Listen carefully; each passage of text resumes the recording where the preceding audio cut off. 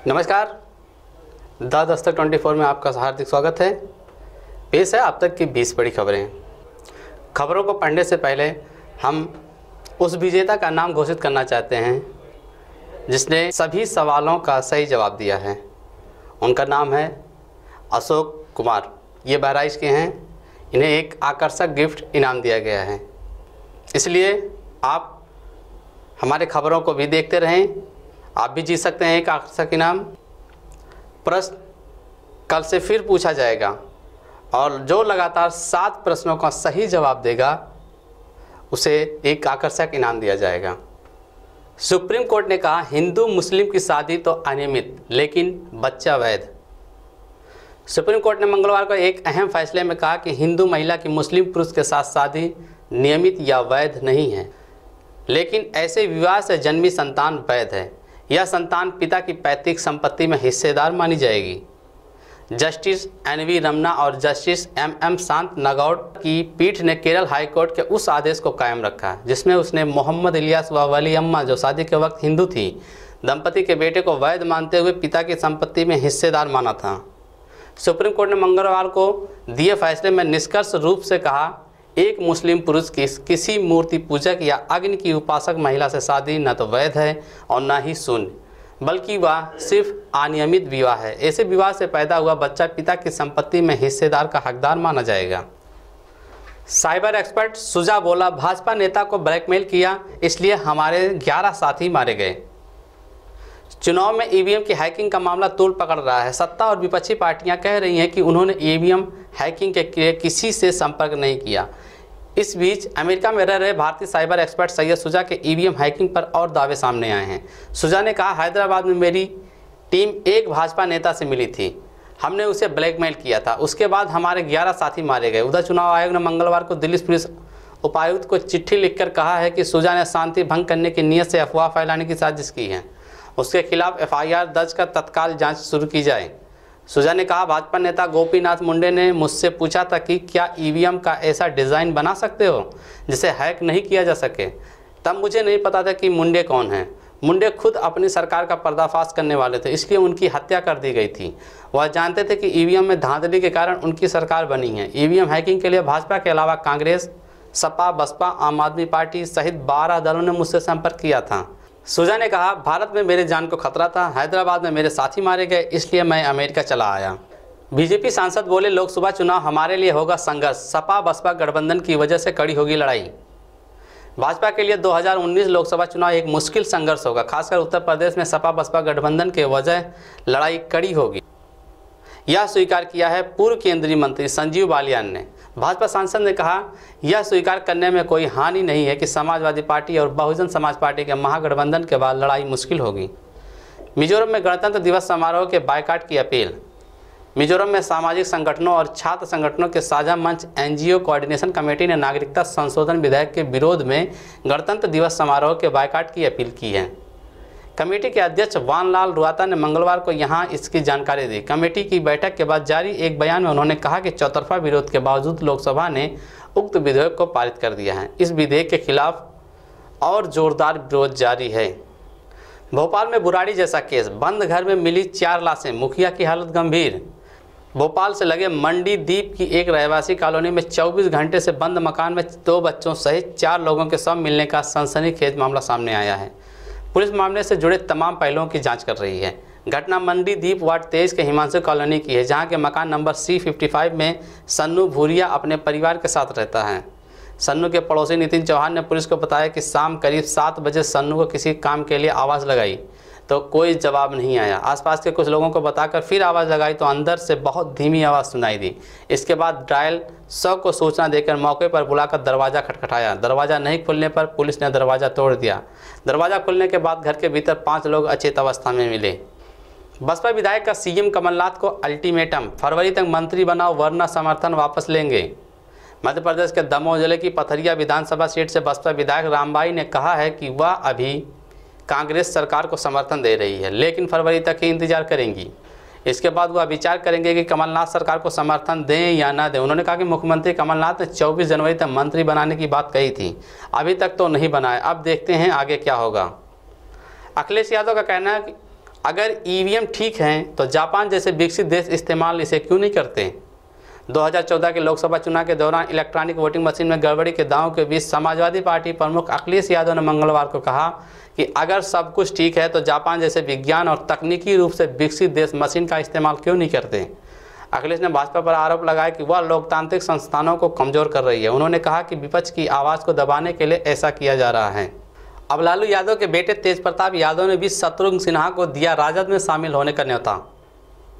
Bharatiya Janata party के बागी नेता और सांसद शत्रुघ्न सिन्हा को लेकर पिछले कुछ समय से सियासी अटकलें तेज हैं। ममता बनर्जी द्वारा आहूत विपक्ष दलों की एकता रैली में शामिल होने के बाद से ही ऐसे कयाम लगाए जा रहे हैं कि शत्रुघ्न सिन्हा पर कभी भी गाज गिर सकती है और बीजेपी से उनका पट्टा कट सकता है।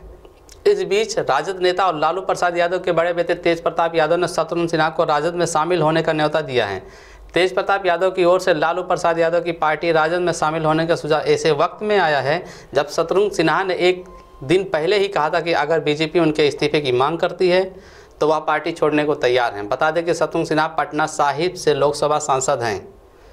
जेएनयू देशद्रोह मामला मुकदमे को मंजूरी देने के लिए कानूनी सलाह ले रही है दिल्ली सरकार। कोर्ट ने पुलिस को लगाई थी फटकार।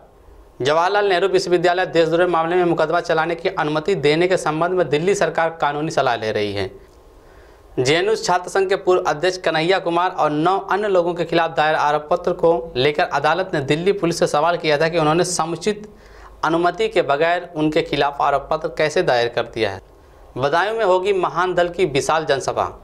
लोकसभा चुनाव को लेकर राजनीति महकमों में गर्मी बढ़ रही है। इस बार कई राष्ट्रीय और क्षेत्रीय दल मैदान में आएंगे। इसी कड़ी में महान दल की विशाल जनसभा उत्तर प्रदेश के जनपद बदायूं के गांधी ग्राउंड में 29 जनवरी को होने जा रही है। इस जनसभा में महान दल के राष्ट्रीय अध्यक्ष केशव देव मौर्य शामिल होंगे। प्रदेश उपाध्यक्ष रामानंद सैनी ने बताया कि महान दल उत्तर प्रदेश में सभी लोकसभा सीटों पर चुनाव लड़ने में समर्थ है, लेकिन फिर भी कोई दल हमारी पार्टी के साथ मिलकर चुनाव लड़ना चाहे तो लड़ सकता है। इस कार्यक्रम में उत्तर प्रदेश की पूर्ण कार्यकारिणी सहित राष्ट्रीय सचिव सभाजीत मौर्य भी रहेंगे। वाराणसी में भोजपुरी में भाषण देकर मॉरिशस के प्रधानमंत्री ने जीता लोगों का दिल। कई विदेशी गणमान्य लोगों ने भारत में लोगों को प्रभावित करने के लिए हिंदी के कुछ शब्दों का इस्तेमाल किया, लेकिन मॉरिशस के प्रधानमंत्री प्रविंद जगन्नाथ ने मंगलवार को एक कदम और आगे बढ़ते हुए प्रवासी भारतीय दिवस कार्यक्रम में शुद्ध भोजपुरी में अपना भाषण दिया। 15वें प्रवासी भारतीय दिवस सम्मेलन में मुख्य अतिथि के तौर पर अपने भाषण में जगन्नाथ ने घोषणा की कि मॉरिशस अगले महीने हरियाणा सरकार के साथ मिलकर भगवद गीता महोत्सव की मेज़बानी करेगा। साथ ही उन्होंने मॉरिशस के अगले वर्ष पहली बार भोजपुरी महोत्सव का आयोजन करने की भी घोषणा की। 2 दिवसीय दौरे पर शुक्रवार को पहुंचेंगे भारत दक्षिण अफ्रीकी राष्ट्रपति। इस बार की गणतंत्र दिवस के मुख्य अतिथि दक्षिण अफ्रीकी राष्ट्रपति सिरिल रामाफोसा अपने 2 दिवसीय दौरे पर शुक्रवार को भारत पहुंचेंगे। विदेश मंत्रालय के मुताबिक उनके साथ उनकी पत्नी डॉक्टर तहेपो मोत्सेपे और उच्च प्रतिनिधि मंडल भी होगा। ईवीएम हैकिंग के आरोपों पर छिड़ा सियासी घमासान। मतपत्र से चुनाव कराने की उठी मांग। एक साइबर विशेषज्ञ ईवीएम हैक किए जाने योग्य होने का दावा करने के बाद मंगलवार को सियासी घमासान छिड़ गया। कांग्रेस ने इसके लोकतंत्र के अस्तित्व से जुड़े होने की बात करते हुए इन आरोपों की जांच की मांग की। वहीं भाजपा ने इसे कांग्रेस प्रायोजित साजिश करार दिया, जिसका मकसद भारतीय लोकतंत्र और चुनाव आयोग को बदनाम करना है। मुख्तार अंसारी की मुश्किलें बढ़ी। उत्तर प्रदेश से पंजाब जेल में हुए शिफ्ट।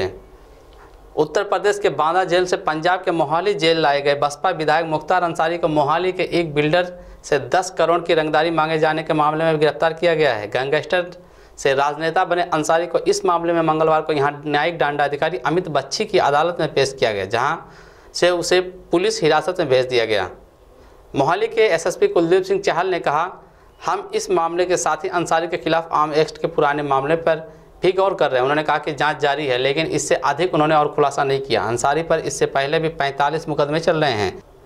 दावोस 2019 से IMF चीफ बोली, कम है भारत के विकास की रफ्तार, कृषि रोजगार पर दे ध्यान।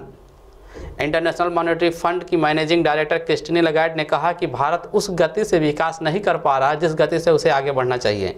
IMF चीफ ने कहा कि भारत की विकास दर उसकी मौजूदा विकास दर से ज़्यादा होनी चाहिए। लगार्ड ने यह बात दावोस में वर्ल्ड इकोनॉमिक फोरम में कही। IMF चीफ ने कहा कि मौजूदा परिस्थितियों में भारत की विकास दर कहीं ज़्यादा होनी चाहिए। इसके साथ ही उन्होंने भारत सरकार के आर्थिक सुधारों पर भी टिप्पणी की। IMF चीफ लगार्ड ने कहा कि यह अच्छा संकेत है कि भारत की प्रोजेक्टेड ग्रोथ रेट ऊंची है, लेकिन सरकार को कृषि क्षेत्र के संकट को सुधारना होगा। इसके साथ ही लगार्ड ने कहा कि भारत जैसे देश के लिए भी रोजगार अहम मुद्दा है, यह देश के विकास में महत्वपूर्ण भूमिका निभाएगा। बता दें कि विपक्षी दल इस समय केंद्र की मोदी सरकार पर बेरोजगारी के सवाल पर हमलावर हैं। 1.25 अरब से ज़्यादा आबादी वाले देश में मौजूदा सरकार हर साल 2 करोड़ रोजगार देने के वादे के साथ सत्ता में आई थी। हालांकि सरकार की ओर से किया गया वादा पूरा होते हुए नहीं दिखा। तेल खपत के मामले में दूसरा बड़ा देश बनेगा भारत, चीन होगा पीछे। भारत चीन को पीछे छोड़ते हुए इसी साल दुनिया का दूसरा बड़ा तेल खपत करने वाला देश बन जाएगा। परामर्श कंपनी वुड मैकेंजी ने मंगलवार की रिपोर्ट में यह अनुमान जताया कि भारत ने वैश्विक मांग में कुल वृद्धि में 14% का योगदान किया, जो कि 2,35,000 बैरल प्रतिदिन बनता है। गुड़गांव में कुत्ते के मर्डर केस में 2 गिरफ्तार, क्या है पूरा मामला जानें। कुत्ते की हत्या करने के मामले में गुरुग्राम पुलिस ने पहली बार 2 युवकों को गिरफ्तार किया। हालांकि उन्हें बाद में गुड़गांव कोर्ट से जमानत मिल गई। पुलिस ने यह कार्रवाई पशु क्रूरता अधिनियम के तहत 11 धाराओं में दर्ज की है। 13 जनवरी को सेक्टर 82A की एक सोसाइटी के बाहर कुछ युवकों ने प्लास्टिक के डंडे और रॉड से पीटकर एक लावारिस कुत्ते की हत्या कर दी थी। मासिक धर्म पर बनी भारतीय फिल्म ऑस्कर के लिए हुई नॉमिनेट। मासिक धर्म को लेकर जागरूकता पर बनी भारतीय पृष्ठभूमि की film period end of sentence को ऑस्कर के लिए नामित किया गया है। इस फिल्म में वास्तविक पैडमैन ने काम किया है। मंगलवार को की गई घोषणा के मुताबिक यह फिल्म डॉक्यूमेंट्री 60 सब्जेक्ट श्रेणी की शीर्ष 5 नामित फिल्मों में शामिल है। अन्य नामित फिल्मों में black sheep, end game, life boat और ए नाइट एट द गार्डन शामिल है। पीरियड के कार्यकारी निर्माता गुनीत मोंगा हैं।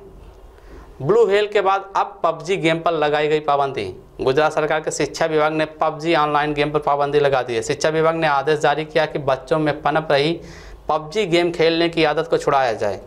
शिक्षा विभाग ने सभी प्राथमिक जिला शिक्षा अधिकारियों को आदेश जारी किया। इसको लेकर स्कूलों में जागरूकता अभियान भी चलाया जाएगा। न्यूजीलैंड में मोहम्मद शमी ने तोड़ा इरफान पठान का रिकॉर्ड, बना डाला सबसे तेज शतक।